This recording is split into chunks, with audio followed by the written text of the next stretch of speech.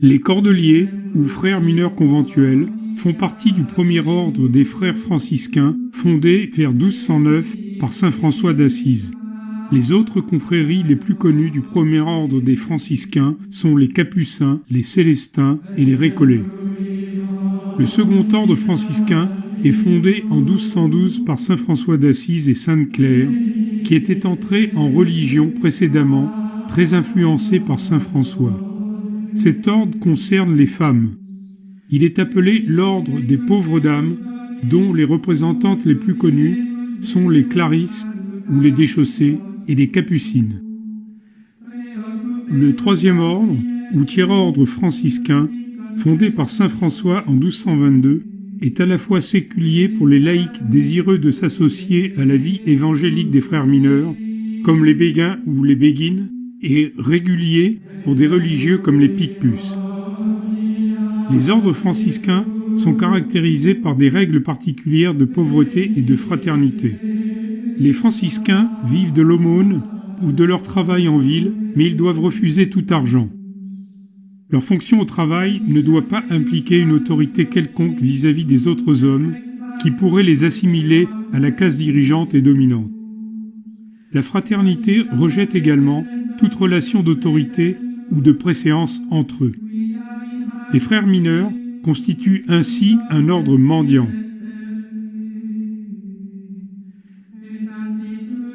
À Senlis, les franciscains ont occupé de vastes ensembles sur le territoire communal depuis le Moyen-Âge jusqu'à la Révolution. Ainsi, à l'initiative du chancelier Guérin, le conseiller écouté de Philippe Auguste, ou plus probablement à l'initiative d'Adam de Chambly, évêque de Senlis, les Cordeliers reçoivent en 1228 l'autorisation de s'établir au sud-est, à l'extérieur de la ville, dans le quartier Saint-Étienne, en un lieu où la tradition veut que l'on puisse observer encore aujourd'hui des vestiges dans ceux de l'ancienne église paroissiale Saint-Étienne. En 1243, les Cordeliers s'installent à Senlis, au sud de la paroisse Sainte-Geneviève. Ils ont obtenu en effet le consentement d'Herbert, le curé de cette paroisse, qui leur demande de n'avoir point de tronc, ce qui montre que le curé craignait une baisse de ses revenus en raison de la présence d'un ordre mendiant sur sa paroisse.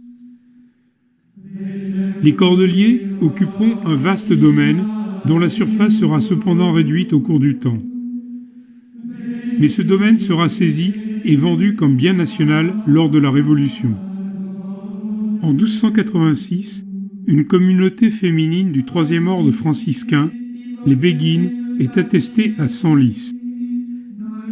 Elle perdurera jusqu'en 1753, date à laquelle leur chapelle est détruite lors du percement du nouvel axe nord-sud de Senlis, la rue Royale, devenue rue de la République lors de la Révolution. Vers 1600, la confrérie franciscaine des Capucins s'installe au nord-est de Senlis, dans une chapelle du quartier Bon Secours. Les Capucins obtiennent en 1621 l'autorisation de fonder intramuros un hôpital destiné à accueillir des patients atteints de maladies contagieuses, rue Saint-Isme à l'Argent, l'actuelle rue Saint-Yves à l'Argent, à l'est de la ville de Senlis. Cette institution sera dispersée en 1789 et vendue comme bien national. Il est à noter que les frères de la Charité Notre-Dame, appelés les Bonshommes, fondèrent en 1303 l'hôpital Saint-Louis jouxtant le domaine des Cordeliers au sud-ouest. Les Bonshommes s'étaient rattachés initialement au tiers-ordre des franciscains. Cependant, en 1347, après un long conflit avec les prélats de Senlis, le pape Clément VII les exclut de l'ordre des franciscains et leur imposa de suivre la règle de saint Augustin. Alors que les franciscains avaient disparu de la ville de Senlis depuis la Révolution, un retour de l'histoire s'est produit puisqu'en 2009, les Clarisses ont installé un monastère dans l'ancien moulin Saint-Étienne, très proche du lieu où les Cordeliers s'étaient établis en 1228. En 1243, les Cordeliers s'installent dans Senlis intramuros, au carrefour d'un axe est-ouest, l'actuelle rue des Cordeliers, appelée la rue du Temple plus à l'est, et d'un axe nord-sud résultant de la combinaison de la rue de la Corne du Cerf et de la rue de la Clé en forme de U majuscule représentée en jaune. Le domaine initial est relativement petit. Il ne traverse pas la rue de la Clé et il s'ouvre au sud sur des prés, des étangs et des sources qui peuvent menacer la solidité de l'enceinte de Philippe Auguste. C'est pourquoi le rempart est déjà pourvu à cette époque d'une petite ouverture permettant l'écoulement des eaux. Cette petite ouverture est encore visible de nos jours. En 1267, Saint-Louis autorise les Cordeliers à percer la muraille pour leur permettre de disposer de l'eau de la Nonette, avec probablement l'idée d'alimenter un vivier pour leurs propres besoins. Au fil du temps, le domaine des Cordeliers s'agrandit significativement. À titre indicatif, son emprise maximale figure en pointillé noir sur le plan. La surface maximale passe de 2500 m² environ à 15 500 m², soit à peu près 1,6 hectare. En 1268, un couple de Senlisiens, les Langeliers, fait don aux Cordeliers d'un vaste terrain au sud qui s'étend des murs du couvent jusqu'au rempart de la ville et semble-t-il jusqu'aux rives de la Nonette extramuros. À l'ouest, la donation s'étend jusqu'à la rue de Paris, aujourd'hui la rue Vieille de Paris. L'étendue du domaine extramuros est confirmée en 1455 par une lettre de Charles VII. Cependant, les limites intramuros de la donation, au niveau de l'hôpital et de la chapelle Saint-Louis, créée par les bonshommes en 1303, restent floues encore à l'heure actuelle. Au XVIe siècle, au sommet de leur réputation et de leur gloire à Senlis, les Cordeliers étendent leur domaine vers l'ouest. En 1506 et 1507, ils acquièrent un jardin donnant sur la rue de Paris et une dépendance de l'hôtel de l'Aigle d'Or, pourvu d'un four et situé au nord de l'hôpital des Bonshommes. En 1538, un certain François Porchemin, laboureur à Rully, fait don aux Cordeliers d'un appentis couvert en tuiles avec une étable à veau qui jadis faisait portion d'un jardin étant devant cet appentis et allée tenant à la rue de Paris. À cette époque, les jardins des Cordeliers jouxtent à l'est l'ensemble des maisons donnant sur la rue de Paris, y compris l'hôpital des Bonshommes. En plus de l'accès à la rue de Paris, plus au sud, datant de 1268, les Cordeliers peuvent dorénavant accéder à cette rue depuis leur jardin par un second accès au nord du dit hôpital. En novembre 1621, la ville de Senlis transmet au bailli une demande des Cordeliers pour intégrer une partie de la rue de la Clé à leur domaine. Peu après, en 1622, les Cordeliers achètent les bâtiments et les jardins proches de leur couvent, situés de l'autre côté de la rue de la Clé.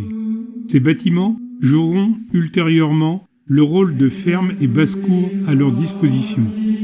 Puis, en 1626, les Cordeliers émettent une nouvelle demande pour, en substance, enclore dans les jardins qu'ils viennent d'acquérir un lieu infect dit la Clé, qui peut conduire à quelques héritages voisins du rempart, mais ne sert en réalité qu'à pénétrer dans leur jardin. À cette date, une portion de la rue de la Clé disparaît et elle est intégrée, ainsi que les bâtiments et jardins avoisinants, au couvent des Cordeliers à l'intérieur d'un mur construit à cet effet. Enfin, vers 1675, les Cordeliers achètent des jardins situés plus à l'est et tenant vers le sud au rempart de la ville, ce qui agrandit notablement leur domaine. Au XVIIe siècle, les Bonshommes, qui avaient fondé un hôpital en 1303 à l'extrémité ouest du domaine des Cordeliers, connaissent de graves difficultés financières qui les forcent à céder leur propriété aux Carmes des Chaussées en juillet 1641. Les Carmes appartiennent à un ordre relativement nouveau, créé au moment de la Réforme, dont les moyens financiers sont importants.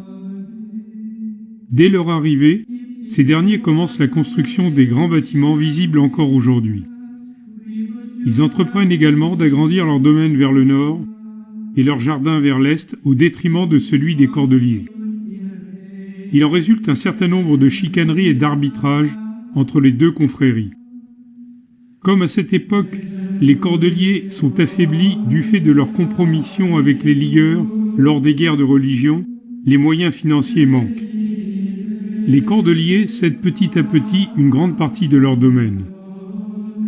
En 1683, un accord est trouvé qui conduit à définir la limite des deux propriétés par la construction d'un mur existant encore aujourd'hui.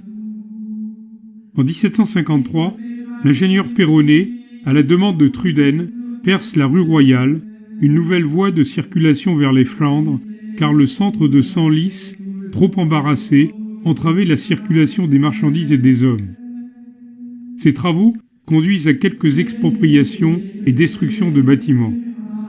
Les franciscains sont particulièrement affectés puisque les béguines, présentes à Senlis depuis 1286, disparaissent, leurs bâtiments étant détruits. Les Cordeliers sont également touchés par ces travaux. Une partie de leur terrain, côté est, est coupée par la nouvelle voie.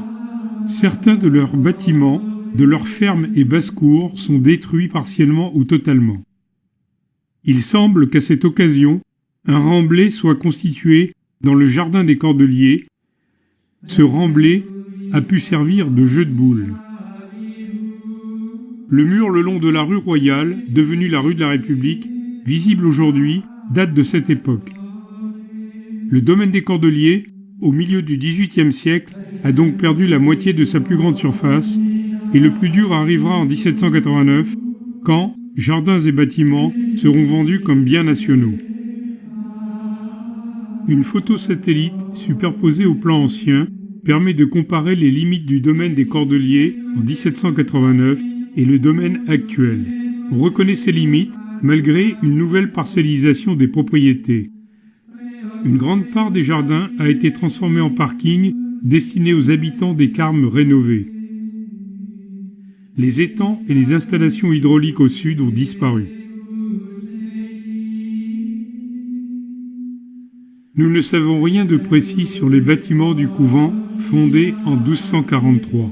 Il n'a pas été retrouvé de documents d'époque relatant leur construction et leur disposition. Les indices que nous possédons actuellement, aussi bien documents que vestiges, sont très minces. Tout au plus, apprend-on indirectement l'existence d'un cloître en 1248, puisqu'un certain Jean le Chat a été inhumé à cette date devant la porte du cloître. Ce Jean le Chat pourrait avoir été un des frères fondateurs du couvent, et son inhumation dans le couvent pourrait être la première de nombreuses autres inhumations qui auront lieu au cours des siècles. Ainsi, il ne reste rien des constructions initiales du XIIIe siècle, sauf peut-être un bâtiment a priori à l'extérieur du couvent, de l'autre côté de la rue de la Clé, et qui aurait joué, dès le départ, le rôle de ferme, basse-cour et grange pour les Cordeliers. Des traces de bretures, la brette est un outil de carrier, sur le mur de la grange, laissent supposer que ce bâtiment date de cette époque. Les Cordeliers les auraient peut-être occupés ou utilisés initialement. Un second indice, relatif au bâtiment primitif, est constitué par un escalier souterrain dont l'extrémité se situe au niveau de la rue de la Clé.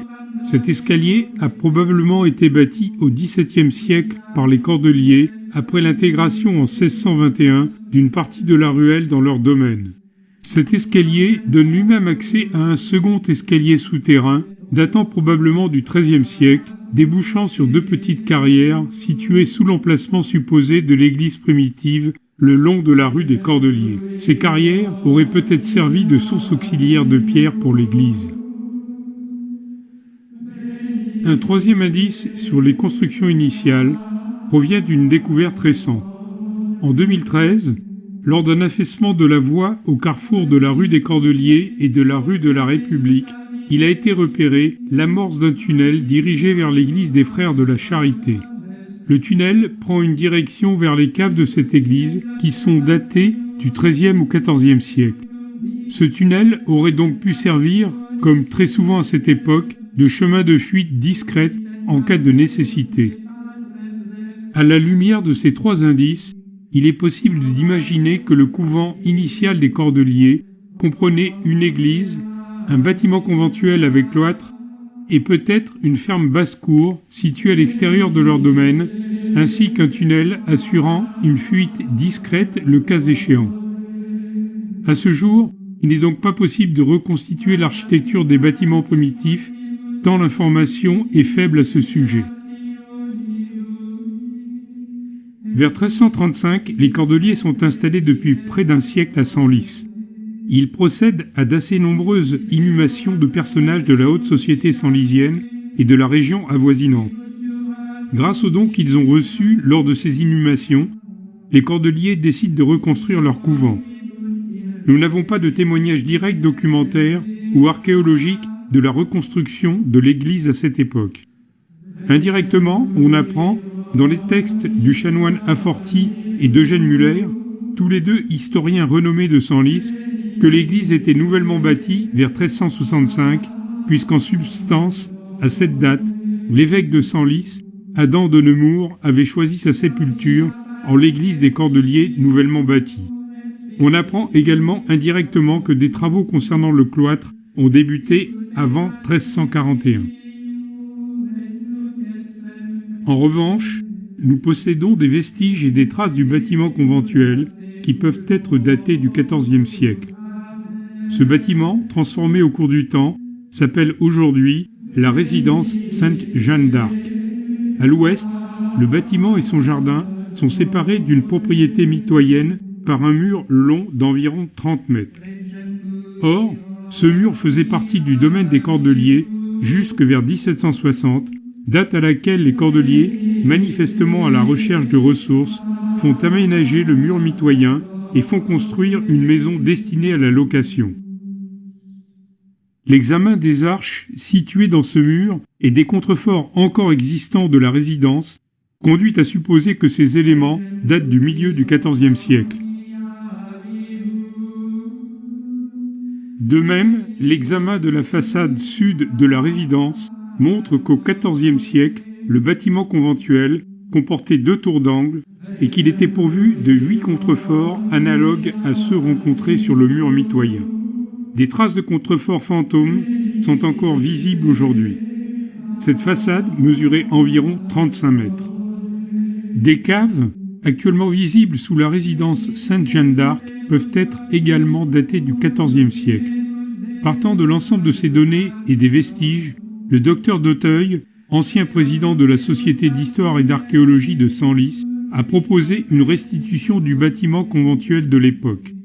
Nous nous sommes inspirés des travaux du docteur d'Auteuil pour présenter le plan du bâtiment conventuel tel qu'il devait exister au XIVe siècle. Vers la fin du XIVe siècle, en pleine guerre de 100 ans, il semble que l'état de l'église des Cordeliers pose problème soit par manque d'entretien, soit par des dommages dus à la guerre. Des travaux ont donc été entrepris à cette époque. Leur financement fut encore une fois assuré par les défunts payant leur sépulture ou par des dons, testamentaires ou autres. Cependant, au début du XVe siècle, l'église et son clocher restent en mauvais état. Des travaux de réparation des toitures de l'église et du clocher sont entrepris. Mais la guerre de 100 ans, non encore terminée, affaiblit considérablement leur déroulement. Il faut donc attendre la fin du XVe siècle, en 1499, pour les achever et agrandir l'église par un collatéral au moins. En 1507, les vitraux sont posés. Les vestiges du mur gouttereau nord de l'église, long d'environ 26 mètres, laissent transparaître des amorces d'ouverture dotées d'un style gothique flamboyant, ce qui correspond au début du XVIe siècle et donc à l'époque d'achèvement des travaux en 1507.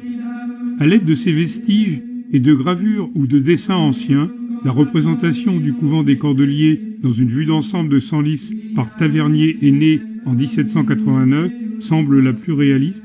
On peut essayer de reconstituer l'église telle qu'elle se présentait au début du XVIe siècle. C'est ainsi que Jean-Marc Popinot propose une élévation de l'église dont nous nous sommes inspirés pour élaborer son architecture sur la diapositive.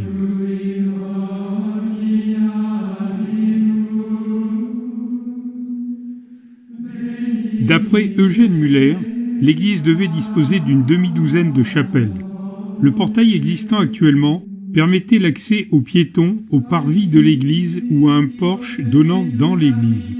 Une porte cochère rebouchée, aujourd'hui, permettait un accès au carrosse. Ce portail ressemble beaucoup à celui qui a été déménagé et implanté au fond de l'impasse Baumée pour accéder au prieuré Saint-Maurice. La tradition voulait qu'il ait été originellement implanté comme le second portail du couvent des Cordeliers. Cependant, après les travaux de recherche de Madame d'Aurol, les historiens attribuent aujourd'hui l'origine du portail de l'impasse Baumée à l'hôtel du Lièvre Rouge, situé rue des Cordeliers, près de l'hôtel du Flamand, non loin du couvent des Cordeliers. Une grande partie du lien social des Cordeliers avec les fidèles fut constituée de la nécropole qu'ils mirent à disposition pendant près de 5 siècles à la population du sud de la Picardie. Les inhumations dans le couvent des Cordeliers ont débuté dès le XIIIe siècle par celle de Jean le Chat. On a pu tracer environ 70 d'entre elles, entre autres par des gravures de la collection Guénière représentant des pierres tombales. Les enterrements concernaient des dames comme Anne de Beaulieu vers 1280, des chevaliers et évidemment des religieux. À la fin du XIIIe siècle, le couvent des Cordeliers devint un cimetière prisé par la haute société de Senlis et des environs. Ces inhumations se sont poursuivies sans jamais réellement cesser pendant la guerre de Cent Ans, telles que celle de Renaud de Creil en 1341 ou celle d'Adam de Nemours, théologien, confesseur du roi Jean II le Bon. En 1448, Jean IV Raffanel, cordelier prestigieux, évêque de Senlis, confesseur de la reine Isabeau de Bavière, est enterré dans leur église près du maître-autel. Après la guerre de Cent Ans, en 1453, la présence des Cordeliers à Senlis atteint son acmé. Le couvent, à l'intérieur des murs de la ville, s'étend alors sur un vaste domaine. Les bâtiments conventuels et l'église sont lentement rénovés. L'activité économique reprenant, ils reçoivent de nombreux dons en nature et en espèces, en particulier des familles concernées par des inhumations dans leur couvent. Paradoxalement, cette accumulation de biens s'inscrit en complète contradiction avec le vœu de pauvreté des franciscains. En 1492, Pierre III d'Orgemont, seigneur de Chantilly, est inhumé au couvent près de sa femme, Marie de Roy, morte en 1470. Il succédait à un certain nombre d'ascendants de sa famille qui avaient procédé de la même manière. Le premier d'entre eux, Pierre d'Orgemont, avait acquis en 1386 la seigneurie de Chantilly, vendue par les derniers héritiers de la famille des Bouteillers. Pierre III d'Orgemont, en 1484, la lèguera de son vivant à son neveu Guillaume de Montmorency, le père du connétable Anne de Montmorency. C'est ainsi que le couvent des Cordeliers devint pendant plus d'un siècle le cimetière, véritable mausolée de la famille des Montmorency. À côté de ces inhumations, les Cordeliers accueillent des confréries, attribuent des stalles de leur église, font des prêches et des processions qui accroissent leurs revenus et leurs biens. Ils fondent une école et un bureau des pauvres. Toutes ces dispositions contribuent à intégrer les frères mineurs dans la vie sociale de la région de Senlis. Dès 1532, la réforme touche Senlis. En juin 1562, le connétable Anne de Montmorency, qui est, comme on l'a vu, un des proches des Cordeliers, ordonne une répression contre les protestants de la ville. En 1585, les catholiques radicalisés dans la lutte contre la Réforme se regroupent au sein de la Sainte Ligue, fondée par Henri le Balafré, duc de Guise. À Senlis, ce parti comprend notamment nombre de sommités, dont la famille utilise couramment la nécropole du couvent des Cordeliers. Ainsi, les Cordeliers soutiennent les ligueurs menées par M. Ras de Saint-Simon, seigneur du Plessis-Chamant, et l'évêque de la ville, Monseigneur Rose. En 1589, M. Ras de Saint-Simon tente de prendre le contrôle de l'hôtel de ville pour ouvrir la cité aux troupes du duc d'Aumale, un des chefs de la Ligue. Mais Senlis se trouve alors contrôlé par le parti loyaliste au roi Henri III, groupé autour de M. Thoré Montmorency et de M. Bouteville. Une perquisition effectuée au couvent des Cordeliers montre que ceux-ci ont caché des armes dans leur couvent. À l'arrivée des troupes du duc de Longueville, venues au secours des partisans du roi, l'armée du duc d'Aumale est défaite piteusement. Les cordeliers étrangers au couvent sont expulsés. En 1590, le duc de Mayenne, frère du duc d'Aumale, tente une nouvelle fois de prendre Senlis. Il dispose de rechefs de l'appui de M. Ras de Saint-Simon et de ses partisans lieurs. Les cordeliers fournissent alors un appui logistique en introduisant dans la ville des armes cachées sous leurs robes. Ces armes étaient destinées à des hommes introduits dans la ville pour faciliter l'escalade du rempart septentrional par les troupes du duc de Mayenne. C'est le fameux épisode dit de l'escalade, encore dans la mémoire des Senlisiens. Mais une indiscrétion émanant du frère cordelier Lucien Caron fait échouer le complot. Cette fois, la répression de M. Torré Montmorency est terrible puisque quelques 40 conspirateurs sont exécutés sur la place du Pilori, dont le cordelier Lucien Caron. On peut considérer que cet épisode marque le début de la lente descente de l'ordre des cordeliers à Senlis. La nécropole n'est plus alors le nec plus ultra des inhumations pour la haute société senlisienne. Les ressources financières diminuent notablement et les cordeliers sont dans l'obligation de céder et transformer une grande partie de leurs avoirs immobiliers pour survivre à Senlis dans ce nouvel environnement. Outre la mauvaise image renvoyée par les cordeliers du fait de leur implication dans la Ligue et l'affaire de l'escalade, ceux-ci connaissent également des relations conflictuelles avec le clergé de Senlis qui souhaite limiter l'accès des fidèles au couvent, ainsi qu'avec leurs propres supérieurs, envers qui ils affichent une certaine insubordination. De plus, quelques cordeliers ont des démêlés avec la justice royale. La désaffection du public grandit. À partir de 1650 environ, les cordeliers essayent de se faire oublier et ils entrent dans la pénombre pendant plus d'1 siècle. Après le percement de la rue Royale en 1753, ayant déjà vendu au Carme une partie notable de leur domaine à l'ouest, ils poursuivent les ventes du reste de leur jardin du côté est de cette rue. Pour pallier le manque de ressources financières, les cordeliers développent plus particulièrement leur partie de revenus fondée sur des rentes. En 1760, ils font construire à l'ouest de leur église une résidence destinée à la location qui leur rapporte 160 livres annuellement. En 1764, ils accordent le droit d'utiliser les murs de leur enclos au sud pour construire une maison dite Bellevue qui leur rapporte 4 livres. La maison se situant sur les jardins qu'ils ont cédés côté est leur rapporte également 8 livres.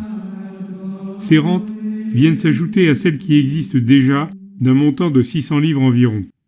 En parallèle, les cordeliers rénovent leur bâtiment conventuel qui prend alors un aspect néoclassique proche de celui que nous lui connaissons actuellement. En 1789, il ne reste plus que 7 frères cordeliers qui occupent le couvent. L'époque révolutionnaire signera la fin de la présence séculaire des cordeliers à Senlis. En février 1790, les vœux religieux sont interdits et en décembre de la même année, les scellés sont posés sur le couvent après inventaire des biens. Petit à petit, les 7 cordeliers sont forcés de quitter Senlis. En mai 1792, il est procédé à la vente des biens des cordeliers, meubles et immeubles. Le nouveau propriétaire des terrains et des bâtiments conventuels est un certain citoyen Lesoux.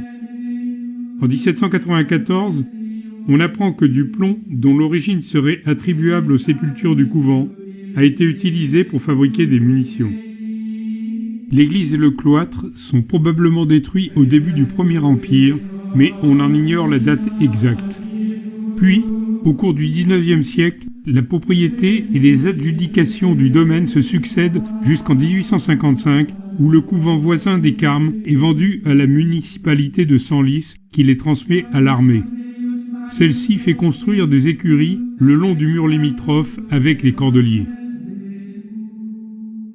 En 1866, alors que le domaine appartient à un certain monsieur Frémy, on découvre quelques restes de pierres tombales et une dédicace de l'église du couvent que les musées de la ville récupèrent. Au début du XXe siècle, le bâtiment conventuel est transformé en un institut d'éducation pour jeunes filles, Sainte-Jeanne d'Arc, dont la direction est assurée par Mesdemoiselles Dubois. En 1914, les bâtiments ayant fait office de basse-cour au coin de la rue de la République et de la rue des Cordeliers sont détruits par les Allemands. En 1940, un bombardement aérien détruit une partie des bâtiments situés à l'ouest du domaine. En 1998, à l'occasion de la transformation du couvent des Carmes en habitation particulière, une partie du jardin des Cordeliers est transformée en parking. Les bâtiments conventuels sont alors occupés par des officiers d'un régiment de transmission du quartier Ordener, tout proche. En 2013, l'armée vend les bâtiments conventuels à Picardie Habitat, qui les transforme en appartements pour particuliers. Le bâtiment conventuel se présente alors sous sa forme actuelle.